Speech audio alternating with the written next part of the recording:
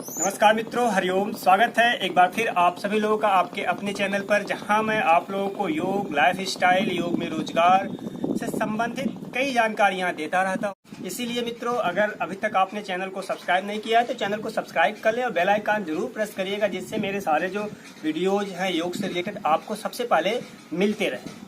तो आज मैं एक आसन करके आप लोगों को बताने जा रहा हूँ और इस आसन का नाम है पश्चिमोत्तानासन। पश्चिमोत्तानासन देखने में तो आसान आसन है, लेकिन थोड़ा सा कठिन उनके लिए है जिनके रीढ़ की हड्डी में लचीलापन नहीं है, या यूं कहिए कि जिनकी रीढ़ की हड्डी कड़ी हो गई है। इस आसन के बहुत सारे लाभ हैं और जब आप इसको करते हैं तो अगर बिना प्रॉपर वार्म अप के करेंगे तो आपसे नहीं हो पाएगा। जिनकी बॉडी फ्लेक्सिबल होगी उनके लिए यह आसान लगेगा। इस आसन को जब आप करेंगे तो आपको ढेर सारे लाभ मिलने वाले हैं, खास करके जो इस पूरे हमारे पेट से संबंधित जितने अंग हैं, हमारे स्पाइनल कॉर्ड से रिलेटेड जो तंत्रिकाएं हैं वो हेल्दी रहती है। करने की विधि कैसी है पहले उसको देख लें, उसके बाद बाकी चर्चा करेंगे कि इसके लाभ कौन कौन से हैं और सावधानियां कौन कौन सी हैं कि इनको इस आसन का अभ्यास नहीं करना चाहिए। तो सबसे पहले जब आपको पश्चिमोत्तानासन करना हो तो पैर को आप इस प्रकार सीधा फैलाएंगे। आप देख रहे हैं कि पैर आपके बिल्कुल सीधे फैले हुए हों और दोनों पैर के पंजे को आपस में आप मिला लें। अब इस समय आपका पैर सीधा है और आप बिल्कुल अपने स्पाइन को भी सीधा रखे हैं, यानी आपके धड़ में और पैर में एक 90 डिग्री का एंगल बन रहा है। इस प्रकार दोनों हाथ को आप घुटने पे रखेंगे और शरीर को बिल्कुल शांत करेंगे, शिथिल करेंगे। जैसा कि मैं हर आसन करते समय आपको बताता हूं कि कभी भी योग अभ्यास के दौरान जल्दबाजी नहीं करनी चाहिए, कभी झटके से योग का अभ्यास नहीं करना चाहिए। अगर आप बहुत जल्दबाजी दिखाएंगे योग के अभ्यास में तो आपको बहुत अधिक फायदा नहीं मिलने वाला है। योग कसरत नहीं है, व्यायाम नहीं है, इसमें सांसों की क्रिया बहुत इंपॉर्टेंट है। आपका जो फोकस है माइंड का, आपका ध्यान है, वो भी बहुत जरूरी है कि आपका ध्यान कहाँ है। अगर आपका ध्यान आसन करते समय आपके शरीर पे या जो संबंधित अंग हैं उन पर नहीं है तो आपको आधा अधूरा लाभ मिलेगा। इसीलिए जब भी आप किसी भी योग का अभ्यास करें, आसन का अभ्यास करें, तो आपका पूरा ध्यान शरीर पे होना चाहिए और श्वास के प्रति आपको सजग होना चाहिए। तो इस प्रकार जब आप सीधे बैठ जाएं, हथेली को घुटने पे रखें, 2-3 लंबी गहरी सांस। जब आप 2-3 लंबी गहरी सांस लेते हैं तो आपका मन शांत होता है और पूरा शरीर आपका तैयार हो जाता है। अब आपको क्या करना है कि धीरे धीरे आप इस पे हाथ रखे हैं, शरीर को शांत किए हैं, मन को शांत किए हैं, आपको आगे सरकना है। ऐसे हाथ को ऐसे आगे सरकाते हुए पैर के अंगूठे को पकड़ना है। इस प्रकार ऐसे आप सरकाए हैं, यहाँ आप पैर के अंगूठे को इस प्रकार पकड़। अब यहाँ आपको लग रहा है कि मैंने आसानी से पकड़ लिया है, लेकिन जिनकी रीढ़ की हड्डी में कड़ापन होगा, लचीलापन नहीं होगा, उनके लिए पैर के अंगूठे को ही पकड़ना बड़ा मुश्किल होगा। हो सकता हो यहाँ तक ऐसे रहें, आगे से नहीं झुक पाएंगे क्योंकि रीढ़ की हड्डी कड़ी हो गई है। और आप ये यकीन मानिए कि जिनकी रीढ़ की हड्डी कड़ी हो जाती है, समझिए उनका बुढ़ापा करीब आने लगता है। इसलिए अगर आपके शरीर को हमेशा जवान दिखना है, यंग दिखना है, तो अपनी बॉडी की फ्लेक्सिबिलिटी बनाए रखिए, लचीलापन बनाए रखिए। और योग यही करता है, योग में आपके शरीर का जो लचीलापन है वो बना रहता है, रक्त संचार ठीक रहता है। तो इसीलिए अगर आप बहुत पेट बढ़ा हुआ किसी का तो वो लोग भी यहीं तक अटक जाएंगे। ऐसे जिनकी रीढ़ की हड्डी बहुत कड़ी है वो भी बहुत आगे नहीं झुक पाएंगे, यहीं तक अटके रहेंगे। और अगर आप छू ले रहे हैं तो हाथ सरकाते हुए ऐसे पैर के अंगूठे को पकड़ लें और इस स्थिति में कुछ देर तक रुके रहें। धीरे धीरे सांस ले और सांस छोड़ें। जब आप आगे की ओर झुकते हैं तो सांस बाहर निकालते हुए झुके और सांस बाहर निकाल कर जब आप अंगूठे को पकड़कर कुछ सेकंड्स के लिए, आधे मिनट के लिए रुक रहे हैं यहाँ पे, तो उस समय सांस को धीरे धीरे आप ले सकते हैं, छोड़ सकते हैं। अब आपको इससे आगे झुकना है। इससे आगे क्या करेंगे, आप धीरे धीरे अपने कोहनी को मोड़ेंगे ऐसे, और मोड़ते हुए आप कोहनी को जमीन पे ऐसे टिका लेंगे। अब इस समय पैर का अंगूठा मैं पकड़ा हूँ, कोहनी मेरी जमीन पे है। इस बात का ध्यान रखें कि आपका पैर उठना नहीं चाहिए, क्योंकि अक्सर क्या होता है, कई लोग इसको पकड़ने के चक्कर में पैर ऐसे उठा लेते हैं और पैर ये उठ जाता है। तो आपका पैर उठे नहीं, पैर आपका बिल्कुल सीधा होना चाहिए, स्ट्रेट लाइन में होना चाहिए। इसीलिए इस बात का विशेष ध्यान दें। आप भले अंगूठे को न छू पाएं, लेकिन पैर आपका उठना नहीं चाहिए। इस बात का हमेशा मन में आप ध्यान रखें। इसको हमने पकड़ा और कोहनी हमारी नीचे आ गई। अब अपने ललाट से यानी फोरहेड से घुटने को स्पर्श कराना है धीरे धीरे।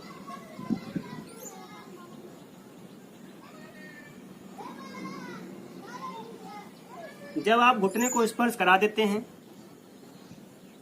उस स्थिति में बहुत देर तक आपको नहीं रुकना है। अगर आप पहली बार अभ्यास कर रहे हैं तो जो नए प्रैक्टिशनर हैं उनको 10 से लेके 20 सेकंड तक ही रुके आप, इसको फोरहेड को यहाँ रख के। और जो लोग बहुत अधिक अभ्यास कर चुके हैं, जिनका बहुत अधिक प्रैक्टिस हो, तो 4 मिनट तक रह सकते हैं। इसीलिए पहली बार में आपको 10 से 20 सेकंड तक ही यहाँ पे रुकना है, उससे अधिक नहीं रुकना है, क्योंकि अगर ज्यादा आप करेंगे तो आपके पीठ में खिंचाव और तनाव आ जाएगा। जब हम माथे को और ललाट को यहाँ रख लेते हैं, हमारी कोहनी यहाँ सटी होती है ऐसे, तो यह पश्चिमोत्तानासन की आखिरी स्थिति है, मतलब वो फाइनल पोजीशन है। उससे में आपको 10 से 20 सेकंड तक रुकना है। श्वास लेने की क्रिया यह है कि जब आप आगे जाते हैं तो श्वास को आप बाहर निकालते हैं।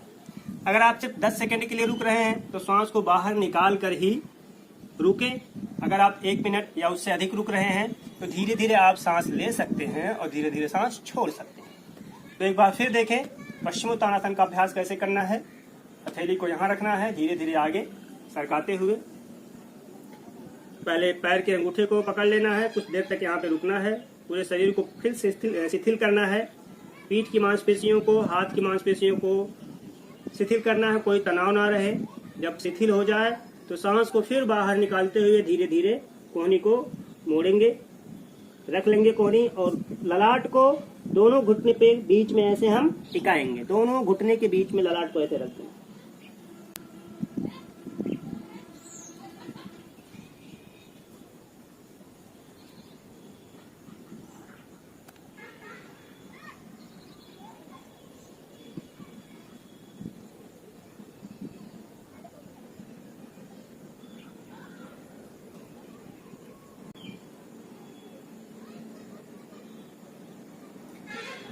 बहुत धीरे धीरे सांस भरते हुए वापस आ जाना है।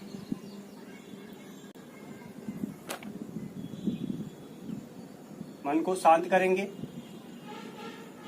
अभी आप पूरा शरीर को स्पाइन से आगे झुकाए थे, तो योग में हमेशा मैं आपको बताता हूं कि जब भी कोई आगे झुकने वाला आसन करे तो एक बार पीछे झुकने वाला आसन भी कर ले।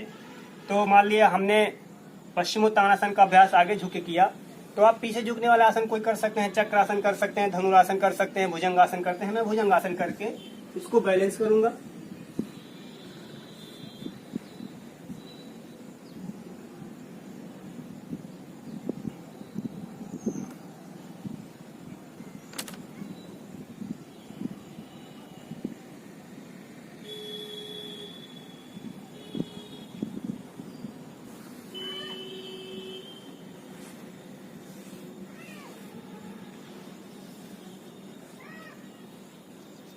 अब बात कर लेते हैं कि पश्चिमोत्तानासन के लाभ की।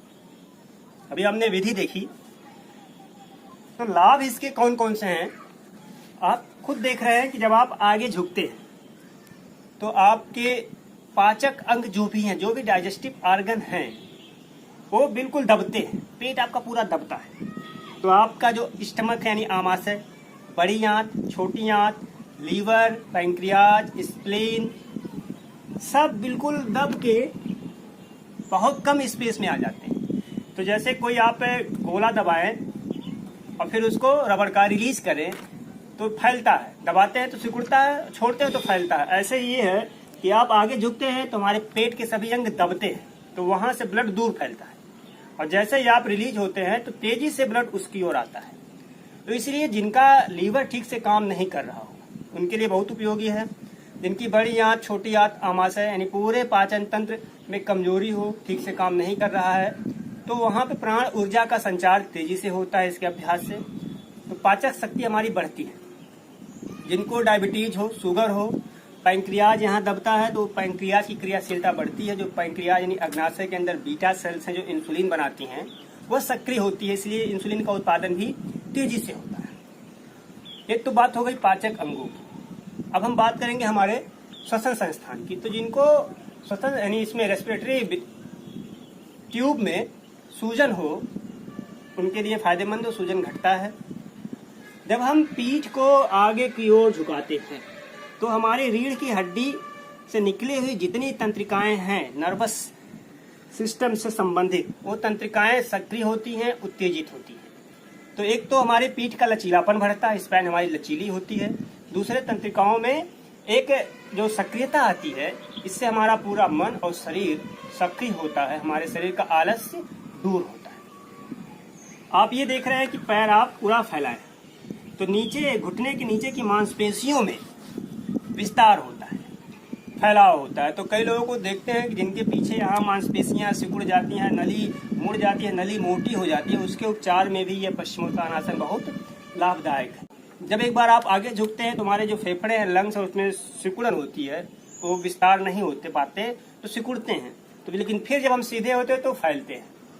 सांस लेने की क्रिया वही है, तो इससे हमारे लंग्स भी मजबूत होते हैं। आप आगे झुकते हैं तो आपके कंधों का भी इससे व्यायाम होता है। तो यह अकेला पश्चिमोत्तानासन बहुत ही लाभदायक है। एक सावधानी का ध्यान देना है, जिनको स्लीप डिस्क हो, यानी जिनके डिस्क आपस में उनके में गैप बढ़ गया हो, जिनको साटिका हो, उनको इसका अभ्यास नहीं करना है।